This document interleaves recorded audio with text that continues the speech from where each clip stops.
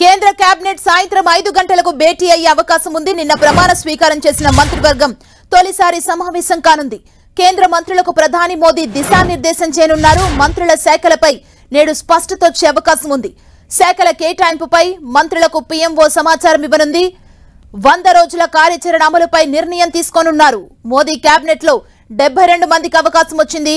30 మంది కేబినెట్, 5 స్వతంత్ర హోదా మంత్రులు, 36 మంది సహాయ మంత్రులున్నారు. మిత్రపక్షాలకు 11 మంత్రి పదవులు కట్టబెట్టారు మోదీ. బీజేపీ నుంచి కేంద్ర మంత్రులుగా 61 మంది ప్రమాణ స్వీకారం చేశారు. 6 మాజీ ముఖ్యమంత్రులకు కేంద్ర మంత్రులుగా అవకాశం దక్కింది. ఇందులో రాజ్నాథ్ సింగ్, శివరాజ్ సింగ్ చౌహాన్, మనోహర్ లాల్ ఖట్టర్, సర్బానంద సోనోవాల్, కుమారస్వామి, జితన్ రామ్ మాంఝీ ఉన్నారు. మోదీ కేబినెట్ లో 34 మంది మళ్లీ కేంద్ర మంత్రి పదవులు పొందారు.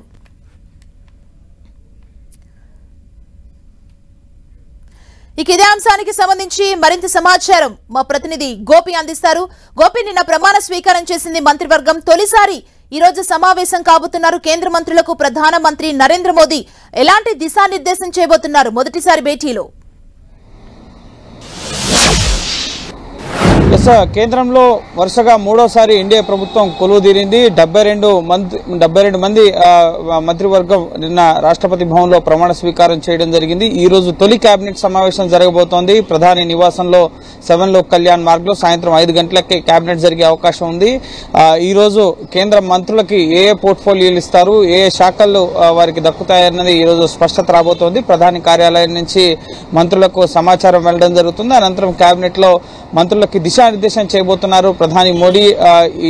ఈ 3వ టర్మ్ ప్రభుత్వంలో ఏ విధంగా పనిచేయాలి, అలాగే 100 రోజుల కార్యాచరణ ఇప్పటికే ఎలక్షన్స్ కు ముందే బీజేపీ సిద్ధం చేసుకోవడం జరిగింది. సో ఆ కార్యాచరణకు అనుగుణంగా పనిచేయడం, కొత్తగా 3 కోట్ల ఇళ్లను నిర్మించాలని చెప్పి భావిస్తోంది. దేశవ్యాప్తంగా కూడా గతంలో 5 కోట్ల ఇళ్లను నిర్మించడం జరిగింది. సో ఇప్పుడు మళ్లీ 3 కోట్ల ఇళ్ల నిర్మాణంతో పాటుగా దేశవ్యాప్తంగా ఇంటింటికి మంచినీరు, అలాగే దేశ ఆర్థిక వ్యవస్థని ప్రపంచంలోనే 3వ అతిపెద్ద ఆర్థిక వ్యవస్థగా తీర్చిదిద్దేందుకు తీసుకోవాల్సిన కార్యాచరణతో పాటుగా 2047 నాటికి అభివృద్ధి చెందిన దేశంగా వికసిత్ భారత్ లక్ష్యంగా ఎటువంటి కార్యాచరణతో పనిచేయాలి అన్న అంశాలకు సంబంధించి కేంద్ర మంత్రులకి దిశానిర్దేశం చేయబోతున్నారు. కొన్ని కీలక నిర్ణయాలు తొలి కేబినెట్ లో తీసుకునే అవకాశం కనిపిస్తోంది. సో ఇప్పటికే మంత్రులందరికీ కూడా ఏ విధంగా మెసులుకోవాలి, ఏ విధంగా పనిచేయాలి, పార్లమెంట్ లోపల బయట ఏ విధంగా మాట్లాడాలి, అలాగే ప్రజలకు ఏ విధంగా అందుబాటులో ఉండాలి, నియోజకవర్గాల్లో ప్రజలకి, అలాగే శాఖాపరంగా అధికారులతో ఏ విధంగా మెసులుకోవాలన్న అంశాలకు సంబంధించి నరేంద్ర మోడీ దిశానిర్దేశం చేయడం జరిగింది. సో ఈ రోజు కేబినెట్ అయ్యేంత వరకు ఢిల్లీలోనే ఉండాలని చెప్పి మంత్రివర్గం మొత్తానికి కూడా ప్రధాని మోడీ నిన్న సూచించారు. సో ఈరోజు సాయంత్రం కేబినెట్ సమావేశం, ఆ సమావేశానికి ముందైనా అలాగే ఆ సమావేశం తర్వాత అయినా ముఖ్యంగా పీఎంఓ కార్యాలయం నుంచి మంత్రులకు సమాచారం వస్తుంది. నిన్న మంత్రులుగా ప్రమాణ స్వీకారం చేసిన వారికి ఏ పోర్ట్ఫోలియోలు కేటాయిస్తున్నారన్న అంశానికి సంబంధించిన సమాచారం వస్తుంది. అది ముందస్తుగా ప్రధాని కార్యాలయం నుంచి కానీ లేక కేబినెట్ సమావేశానికి వెళ్ళినప్పుడు ఆ సమావేశంలోనే ప్రధాని మోడీ ఎవరికి ఏ కేబినెట్ శాఖను కేటాయిస్తున్నారన్న సమాచారాన్ని వాళ్ళకి ఇచ్చే అవకాశం ఉంటుంది. సో తెలుగు రాష్ట్రాలకు సంబంధించి 5 కేంద్ర మంత్రులుగా నిన్న ప్రమాణ స్వీకారం చేయడం జరిగింది. కిషన్ రెడ్డి కేబినెట్ హోదా, అలాగే రామ్మోహన్ నాయుడు కేబినెట్ హోదా సహా మరో 3 సహాయ మంత్రులుగా బండి సంజయ్, అలాగే ఇటు శ్రీనివాస వర్మ, అంతేకాకుండా ఇటు పి చంద్రశేఖర్, ఈ 3 కూడా సహాయ మంత్రులుగా కూడా ప్రమాణ స్వీకారం చేశారు. సో ఏ పోర్ట్ఫోలియోలు తెలుగు రాష్ట్రాలకు వస్తాయి, కేబినెట్ లో భారీ సంఖ్యలో అయితే తెలుగు రాష్ట్రాల నుంచి ప్రాతినిధ్యం ఉంది. సో మంచి పోర్ట్ఫోలియోలు వస్తే కనుక రాష్ట్ర అభివృద్ధికి అవి ఉపయోగపడతాయని చెప్పి ప్రజానీకం ఎదురు చూస్తున్న పరిస్థితి. అలాగే